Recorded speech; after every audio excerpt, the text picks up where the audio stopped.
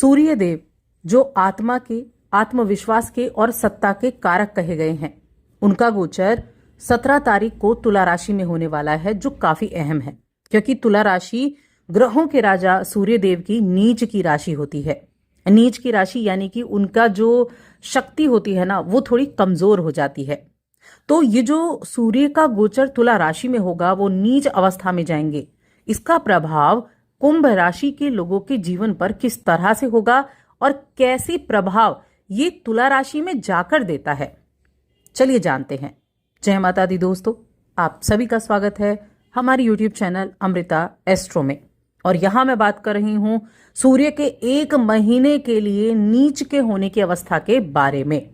आपको क्या सावधानियां रखनी है और कहां और कैसे आप अच्छे रिजल्ट प्राप्त कर सकते हैं।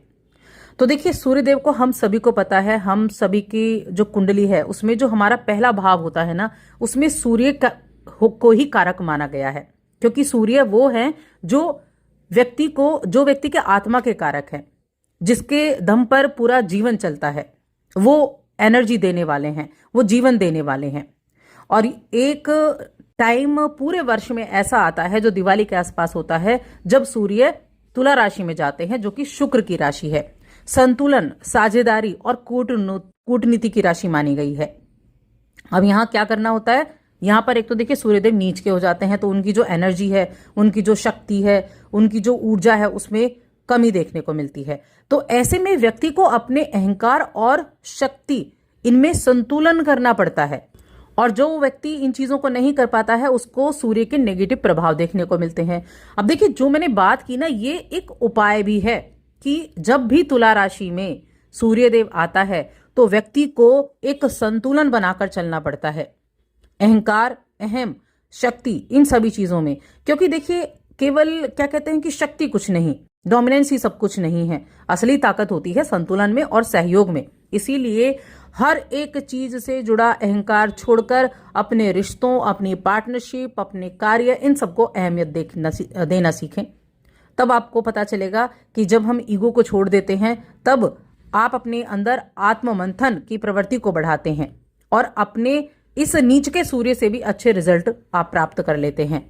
आप जानते हैं कि आपके जीवन पर इसका क्या प्रभाव पड़ेगा, और आपके लिए भी ये उपाय सबसे ज्यादा महत्वपूर्ण है। जो मैंने उपाय बताया है, ये सभी के लिए है कि आपने संतुलन बनाना सीख लिया तो इस सूर्य के नीच के होने के बावजूद भी आप नेगेटिव प्रभावों से बच जाएंगे।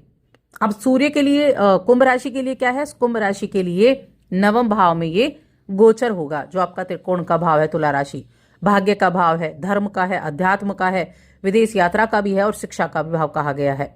तो इस दौरान आपके विश्वास और आपके धैर्य की परीक्षा होने वाली है, क्योंकि पंचम के स्वामी हैं और सप्तम के स्वामी हैं और 9th हाउस में गए हैं। तो धैर्य की परीक्षा होगी। करियर के क्षेत्र में भाग्य का तो कम साथ मिलेगा, लेकिन अगर आपने बैलेंस बना लिया तो आप यहां भी अच्छे रिजल्ट प्राप्त कर जाएंगे। आपके बॉस हैं, आपके गुरुजन हैं, आपके सीनियर हैं, उनसे किसी भी तरह के टकराव को करने से बचना है, क्योंकि यहां क्या होगा, ईगो बढ़ जाएगी। अब ईगो में व्यक्ति क्या करता है, हर वक्त टकराने के बारे में सोचता है। वो कहता है बॉस से ज्यादा इंटेलिजेंट मैं हूं, गुरु से ज्यादा समझदार मैं हूं, और ये सीनियर क्या है, इससे ज्यादा तो काम मैं करता हूं। तो ये चीजें अहम के वजह से टकराव का कारण बनती हैं, बिना वजह की रुकावटें आती हैं। तो इसीलिए अपनी मेहनत और अपने पेशेंस, इस पर ध्यान रखना है। देखिए, वित्तीय दृष्टि से अगर देखा जाए ना, तो जो लीगल मामले हैं या फिर शिक्षा से जुड़े, विदेश से जुड़े ऐसे जो लाभ हैं, उनमें हो सकता है थोड़ा डिले हो जाए। तो ऐसा ना सोचें, बहुत जल्दी परिणाम पाने की अपेक्षा ना रखें और इस चक्कर में किसी गलत चीजों में ना पड़ जाएं। ठीक है, तो इन चीजों का ध्यान रखें। ये लव लाइफ हो गया, रिश्ते हो गए, आपके जीवन साथी के साथ आपका रिश्ता, आपके परिवार के साथ आपका, तो इनके साथ अपने विचारों को थोड़ा सा देख कर चलें।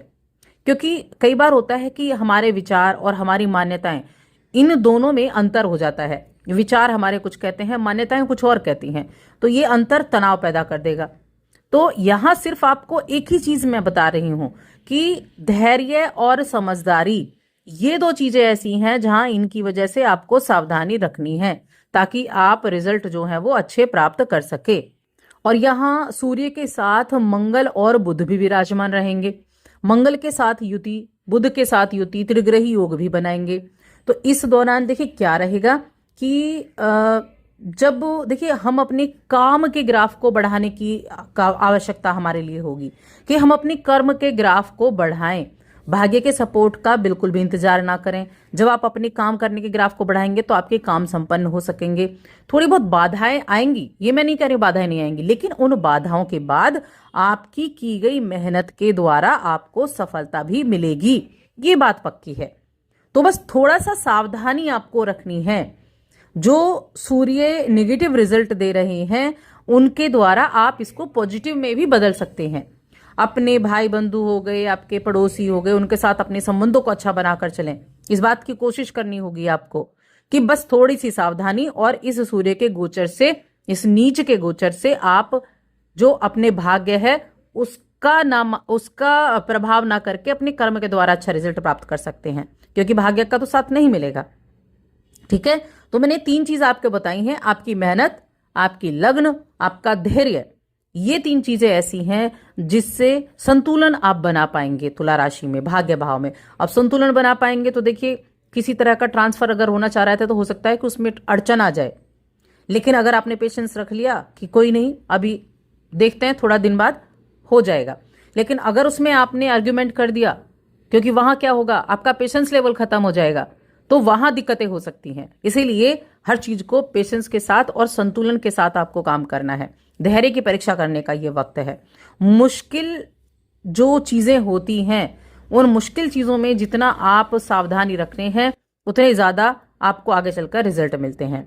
आपके भाई बहनों के साथ फिर भी मैं कहूंगी, अपने भाई बहनों के साथ अपने संबंधों में मिठास बनाकर रखेंगे, पड़ोसियों के साथ मिठास बनाकर रखेंगे, क्योंकि मंगल भी वहां बैठे हुए हैं, तीसरे भाव के कारक होते हैं जो छोटे भाई बहनों का है, और तीसरे भाव पर मंगल की भी दृष्टि है और सूर्य की भी दृष्टि है। तो आपके अंदर ऐसा एक उग्रता तो आएगी, लेकिन फिर भी आप अपने रिश्तों पर ध्यान दे पाएंगे, अपने रिश्तों के महत्व दे पाएंगे। अब इस दौरान आप और क्या कर सकते हैं, तो देखिए कानून हो गया, व्यवस्था हो गई, सामाजिक संतुलन, इन सभी चीजों में हम सूर्य के नीच की अवस्था में थोड़े नेगेटिव प्रभाव आपको देखने को मिलते हैं। जो भी साझेदारी में काम कर रहे हैं, यानी पार्टनरशिप में बिजनेस कर रहे हैं, उनको एक दूसरे का सहयोग करना होगा, अपनी नीतियों पर ध्यान देना होगा। और साथ में शेयर मार्केट हो गया, शेयर मार्केट में भी देखिए क्या करना है, तेल, गैस और ये जो एनर्जी सोर्सेज होते हैं, सौर ऊर्जा हो गया, इनके जो शेयर मार्केट है उनमें थोड़ी धीमी गति देखने को मिल सकती है। तो ये चीजें इस दौरान रह सकती हैं। अब उपाय क्या कर सकते हैं, तो देखिए उपाय के लिए क्या करना है, इस 1 महीने के लिए मैं ये उपाय बता रही हूं आपको। गेहूं का दान रविवार के दिन कर सकते हैं, गुड़ का दान कर सकते हैं, लाल कपड़े का दान कर सकते हैं, रविवार के दिन करना है। इनमें से कुछ भी चीज दान आप कर सकते हैं।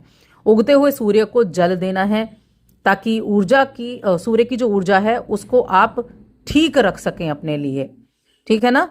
और अपने जो सूर्य मंत्र है, ओम सूर्याय नमः, इसका जाप करें। रविवार के दिन आदित्य हृदय स्तोत्र का भी जाप करें। इस कार्य को आप जरूर करें और साथ ही चैनल को सब्सक्राइब कर लें।